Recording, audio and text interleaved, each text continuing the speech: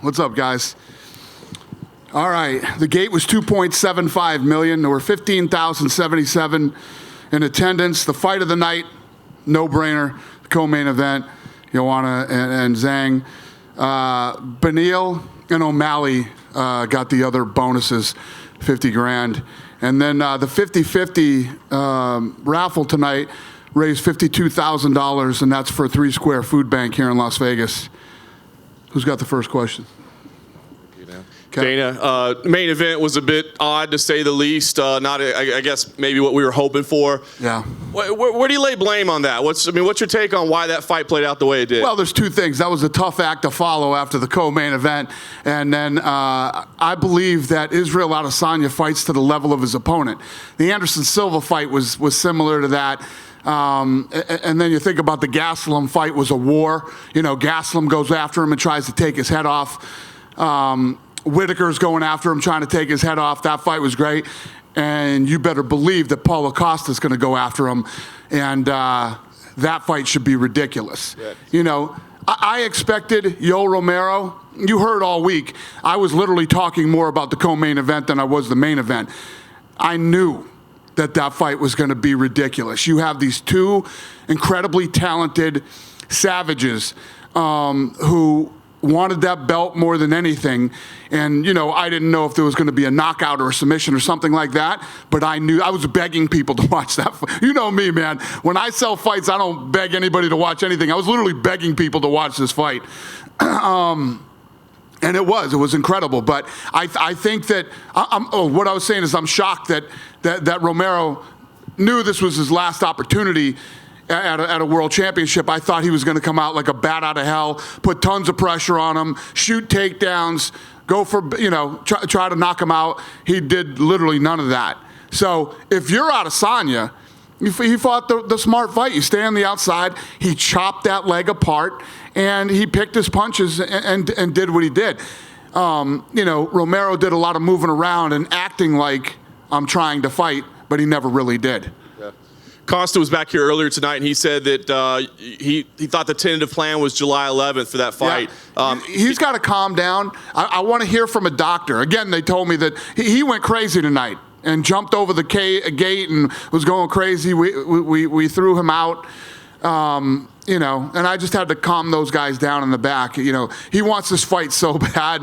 When he's healthy, and a doctor calls me and tells me, not his like friend from Brazil, when a doctor calls me and tells me that he's healthy, we'll make this fight. This is the fight to make. This is the fight that I want to see.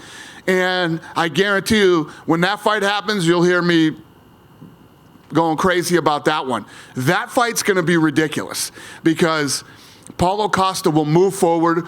He will not stop punching. He's going to throw big shots and try to knock him out, and Israel will fight. Nice. The co-main event, as you said, I mean, one of the greatest fights I think we've ever seen. I want to ask you, I mean, when a fight's that good, as a promoter, it seems like the easy thing to be would say, let's run it back again, because who wouldn't sign up to see them fight again? Do you look at that as an option, or does it not make sense? Did you see what those two girls look like after that fight? Man, they're both in the hospital right now. They did not go to a press conference. They did not talk to press. They both went straight to the hospital. They need to go home, take time, heal up, and everything else before I even mention a fight with either one of them again, you know? Nice. And last thing for me, Dana, there were reports of an incident backstage involving Brian Ortega. Do you have any details? There was a lot of crazy shit going on tonight. It was weird. Yeah, him and the Zombie got in a fight, which is completely unlike both of their personalities. And Zombie doesn't even speak English, so I don't know what the hell he could have said that would get Ortega to start going crazy. But, yeah, it was weird. Were there, like, punches thrown? Or I guess so. It happened right over in the fighter section. It wasn't backstage, right? It wasn't backstage, was it? No, it was over in the fighter section. It happened during the fight. Wow. Any legal involvement, or just kind of fighters, guys fighting? Yeah, we don't want anybody getting arrested. Yeah. Cool. Thanks, Dave. Dana, right here. Just to elaborate on the co-main event a little bit, I mean, you had said, as you mentioned, coming into this fight, that you were more excited for this than anything on the card. Is this, the best women's MMA fight you've ever seen? It's one of the best fights I've ever seen. But yes, yeah, I think so. Right here off the top of my head, I would have to say yes, best women's fight I've ever seen, one of the best fights I've ever seen. Can you give us any insight on the level of interest in China for Weili in this fight? This show performed very well everywhere. This show killed it. And I got to say this. I was telling Ioli this earlier, man. I love our fans. Our fans are awesome. You think about the stuff that's going on right now, and one of these reporters tried to say something about this the other day at the thing, and they booed him out of the place. Everybody showed our ticket sales this week were exactly like a regular week, and the walk-up was huge tonight. Our fans are incredible, man. I think back to when we did the first fight in Las Vegas. It was the week of September 11th, and we were sold out. The fight had been on sale for months. The fight was sold out, and Las Vegas was a ghost town. Nobody was doing anything. Nobody was flying. We didn't know if anybody was even going to show up to the event. The place was packed. There wasn't an open seat anywhere, and it reminds me of tonight. So thank you to the fans. You guys are incredible. Any other performances jump off the page? Sean O'Malley. O'Malley looked good, man. Think that guy's been off for a couple years to come back in and look as sharp as he did. I got to talk to the boys, but I want to turn him around as quick as possible and get him back in there. Do you think we see him take like a significant step up in competition? Or? Yeah, I don't know. We'll see who's available and who we think. And like I said, I got to talk to the matchmakers about that one and see if we all agree. I don't just say, I'm going to do this. I talk to them, and then we talk about it. We argue, and then we figure out what's right. And last thing outside of this card, we saw Max Holloway and Alexander Volkanovski both in the crowd, and they kind of got the split screen treatment on the in-house thing. Is that fight close, that rematch close to being done? I don't know off the top of my head, but I think so. Off the top of my head, I don't know. That'd be in Perth, I assume. Yeah. Thank you. Who's next? Kev? Right over here, Dana. Oh. Hey. During the years you've been promoting fights, you've built a lot of champions and built a lot of careers. What are some of the challenges you think moving forward with a guy like Israel after a performance like tonight? And what do you think is going to be so easy about promoting Zhang Weili in the future based on her performance tonight? Yeah, listen, he wanted Romero on his resume. He got it. He won the fight. And you take these things fight by fight. Listen, if anybody thinks I'm wrong, raise your hand right now and we can talk about it. The Costa fight's going to be insane. The Costa fight will be ridiculous. Costa will come forward. He will throw big punches. He will throw combinations. He will not stop punching. And Israel Adesanya is going to have to fight him.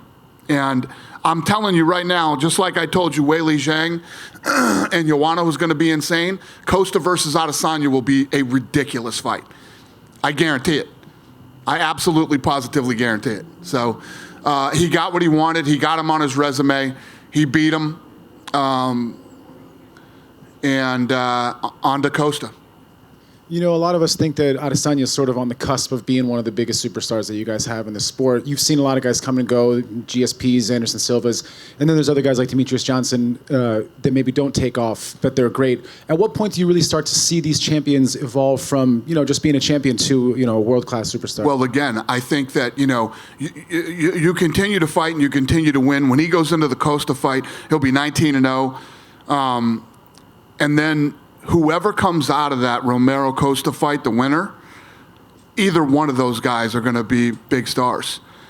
If Costa beats Israel Adesanya, he's going to blow up in Brazil. Then it starts to spill over into the other countries, And obviously, if Adesanya beats Costa, it will be in spectacular fashion because Costa's going to try to decapitate him. Thank you. I can't wait for that fight, if you can't tell.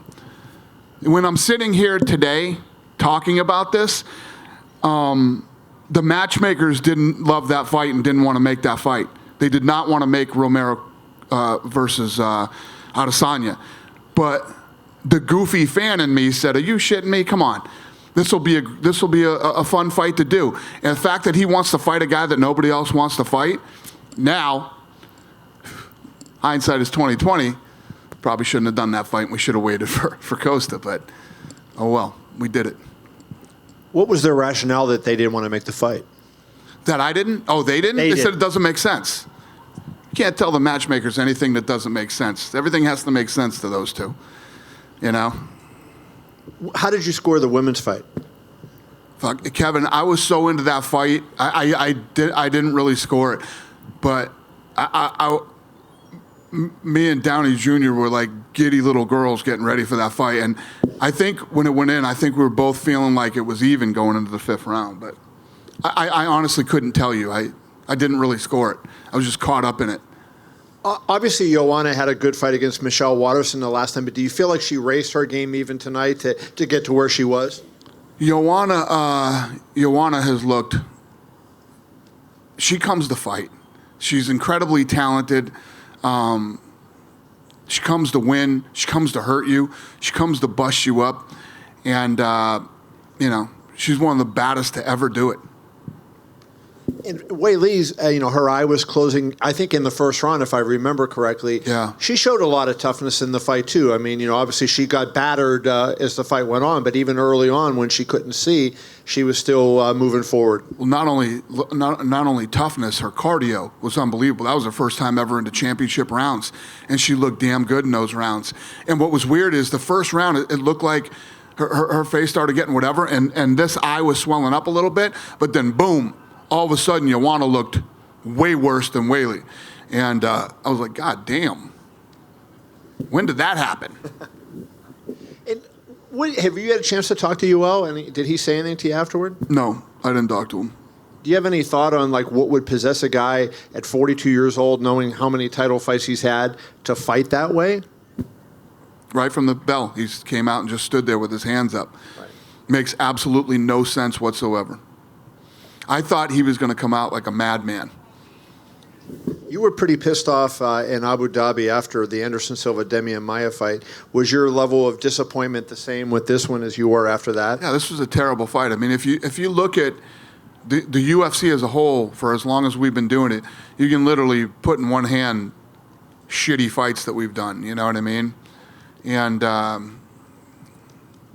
it takes two to fight, man. If somebody goes out there and doesn't want to engage and doesn't want to fight, and if you're a guy like if you're a guy like Adesanya, he's got so much more on the line. If this is the way the guy's acting, he's going to stay back and he's going to pick him apart the way that he did. That leg was destroyed. We'll see when he comes walking in tonight when you guys see him. I'm sure he's not going to be, he's not going to have a pep in his step tonight. That leg is hurting. And, Adesanya did what he had to do, in my opinion. Why run in there and go crazy against a guy that dangerous when that guy's not fighting at all? Last thing I wanted to ask you is you announced UFC 165 going into the Hall of Fame tonight, and I couldn't help but think the next fight that you had in the cage afterwards was Joanna and Weili, and you have to think that fight may someday be in the Hall of Fame. I mean, that was that caliber fight, wouldn't you agree? Yeah, that's definitely a Hall of Fame fight, 100%. I mean, I'm sure you guys had the same thing. My phone was going crazy during that fight. Everybody was blowing me up, saying it's the greatest fight they've ever seen. Who's next? Hey, Dan, you're right here. Hey, buddy. Yeah, good to see you. You too. Hey, last June you came on my podcast with LVSportsBiz.com, and you actually talked up Weili Zhang a lot, if I recall. I mean, you were really high on her, even before she won the belt.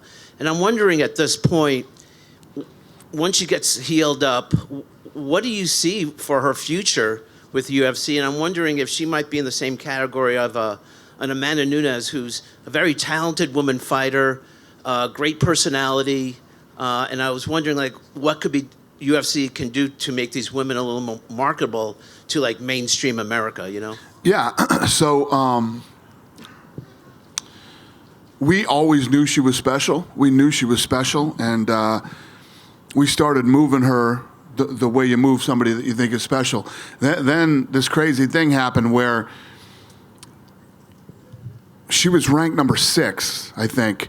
And all the people in front of her either had a fight, just lost the fight, something like that. And she ended up fighting. She was in line for the title to fight Jessica Andrade, who is an absolute beast. And we were saying, is she ready for her? We don't know, but she's next in line. Let's do it. So we decided to do it, and the result was incredible. Tonight, she went in against the best ever from that division. right? The woman who built that division, defended the title 5 times, and Joanna Jędrzejczyk came in ridiculous, incredible shape. The amount of experience she has over Weili Zhang is massive, and you saw how good she looked tonight. I only expect her to get better, look better, and I think she made a lot of fans tonight, you know? She got a good pop from the crowd when she walked out. The fans were behind her, and she murdered it in China, which is more important to me than the U.S. You know, great people like her in the U.S. I love it, and I want people to like her everywhere. But China was a huge success. We will continue to move her around and do. There's a certain pattern when you're building somebody and you're trying to build them into a star. There's a pattern in what you do. We did it with Conor McGregor. We've done it with Ronda. We've done it with all the greats, and we're going to do it with her. Dana over here.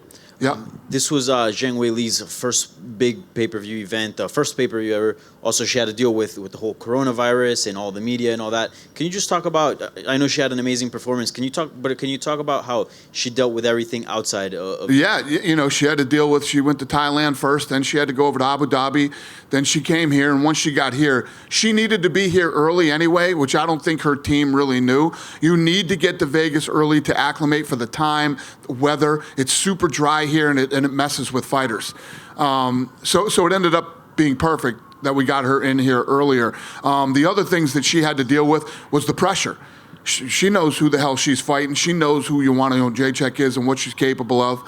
And the other thing she dealt with pretty well too, but you could tell she was uncomfortable with it, was the mind games that Joanna plays. Joanna started trying to play the mind games with her and everything else. This was her first time going 5 rounds. She dealt with a lot of shit. You're right, and she handled it like a true champion. And you know, we have an American perspective, obviously being here in America. But I know you guys have probably done your research in as far as like the Chinese market. How big of a star can she be? She's going to be a massive star. You know, just like the fighting sport is so crazy, you got to keep winning. If you keep winning, you're going to be a star. Even guys we had a hard time. I only used to terrorize me all the time back in the day saying, when is Anderson Silva going to become a star? When is Anderson Silva going to do this? When is Anderson Silva going to do that? Then he kicked Vitor Belfort in the face with that crazy shit that nobody had ever seen before, and boom, he blew up and exploded and became a huge star. And talking about the main event, you did say, you know, it takes 2 to fight, but it almost seems like you feel like the lack of action in the main event was mainly due to Yoel Romero's part. Do you feel that's accurate? I do. Yeah, I feel like Yoel Romero, he literally went out and stood in the middle of, when the bell rang in the first round, just stood there with his hands up. You know what I mean? You're going in and facing the world champion. This is your last shot at a championship. You shouldn't even be here getting this title fight. It should be Paulo Costa. If he didn't get hurt, you don't even get this opportunity. You go in and you do everything you can to win that fight. He literally did none of that. He plans on continue fighting for a long time. He says he still has 10 more years left in him. Is there a path for him to get back to the title, or you feel like this was it? A path back to the title after that performance? I mean, you're crazy even asking that question right now. He looked terrible tonight. He looked terrible. He literally gave up an opportunity tonight. You know, maybe he comes back in his next fight and looks like Yoel Romero. But if he doesn't, I wouldn't expect him to fight another 10 years looking like that. And switching gears, we spoke to Daniel Cormier earlier in the week. He says he's back to training and starting to feel healthy again. Once that Stipe trilogy fight, is that the fight to make? And do you have any update on that end? No, not yet. I know Stipe is still not hurt, and we got to get Cormier going here soon, or he's going to put on so much weight he won't be able to fight. So will an interim belt be in place, or will you guys wait till Stipe gets healthy? What's sort of in your mind there? I don't know. We got to see what happens, and we got to find out realistically how long Stipe is going to be out. Thank you. Thank you. Dana over here. Hey, buddy. Interesting statistic here. Every single fighter from the red corner won tonight. Huh. Don't know if that means much, but I've never seen it before. Right. So, question for you: we had an amazing fight with Joseph Benavidez and Davison Figueiredo. Yeah. The winner is the guy that didn't make weight, and the title is vacant. Is there any plan for that, and who would it involve? Yeah, I think you got to do the fight again. You got to do the fight again. It's fair. It's the only fair thing to do with those guys, and we'll figure it out, and we'll definitely do it. Makes sense. The referee warned, I think, both Israel and Yoel tonight. Is there anything you wish he could have done further, or was there anything he could have, a second warning, or would you believe in implementing like an old school pride yellow card, or what do you think might be? No, listen, guys, the fight sucked, right? The fight sucked. Yeah, it did. But you just came off the craziest shit you've ever seen in your life. The energy in that building was through the roof. Those guys, they were walking into a no-win situation as it was. You know what I mean? I don't think it was so bad that we're like, God, the ref should have done this. The ref should have. I thought the ref did a good job. There were a couple times when they weren't engaging, and that's probably when he warned them and told them to fight. But tough act to follow. After watching that last fight, it was a tough situation for both of them to be in. Pretty much. Yes. Yeah, we were all. The fight sucked. Yeah, absolutely. Yes. What did you think of Neil Magny? A lot of people didn't think he was going to come back and do anything against Li Jingliang. I think it was pretty amazing. Huh? He looked good tonight. I mean, Neil Magny's one of those guys that's always tough, man, and he's always right there. And, he's the guy that you got to get through if you want to break into, like, the top 7. He's a tough guy to get past. Absolutely. Last question for me. Any decision of the very few we had tonight that you disagreed with? I don't know. Nothing stood out in my mind where I'm like, that was insane. Yeah. Usually when that happens, we're this deep into the press conference already, and I did 3 other shows before I came here. People would have been talking about it. Sure. You're the first guy to mention it, so I don't think anything was crazy tonight. I know I said last, but would you have been disappointed had Joanna received the decision in that fight? It was a crazy close fight. How did you guys go? Did anybody have Joanna win in this fight?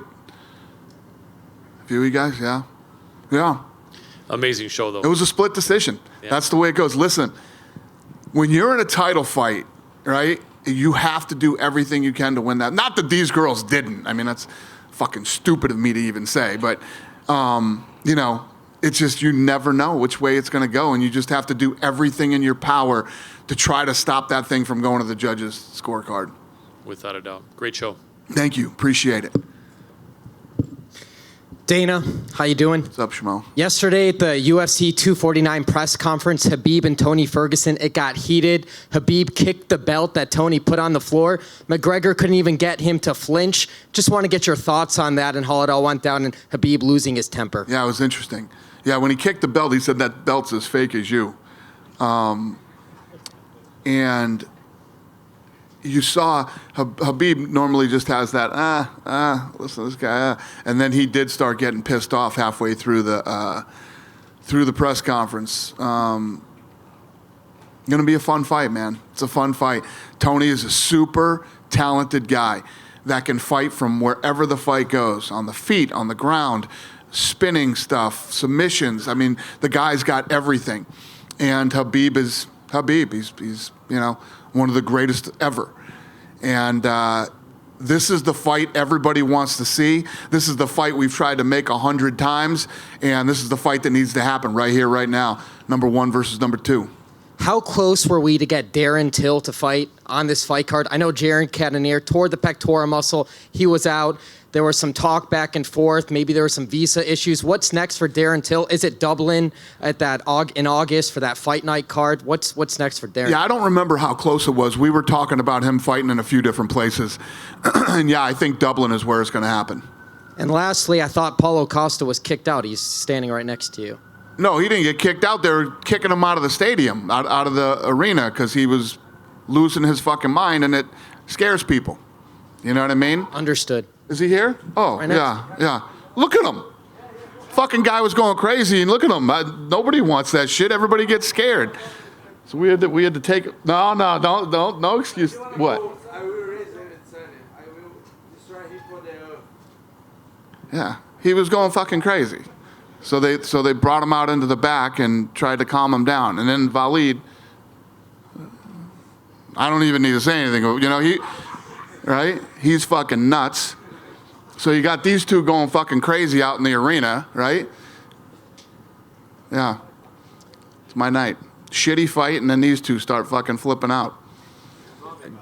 Dana right in front of you. Yeah. Can you just talk a little bit about being a promoter that has Joanna on your roster? I mean, she goes out there. This is her 4th title fight in a row that she's lost, but she still comes back better. She improves. She puts on great shows. So what does it mean to you as a promoter to have her on your Yeah, I'm incredibly lucky. She's amazing. She's an amazing human being. And if you look at her evolution since she's come to the UFC, you know, look at her on social media. She's incredible on social media.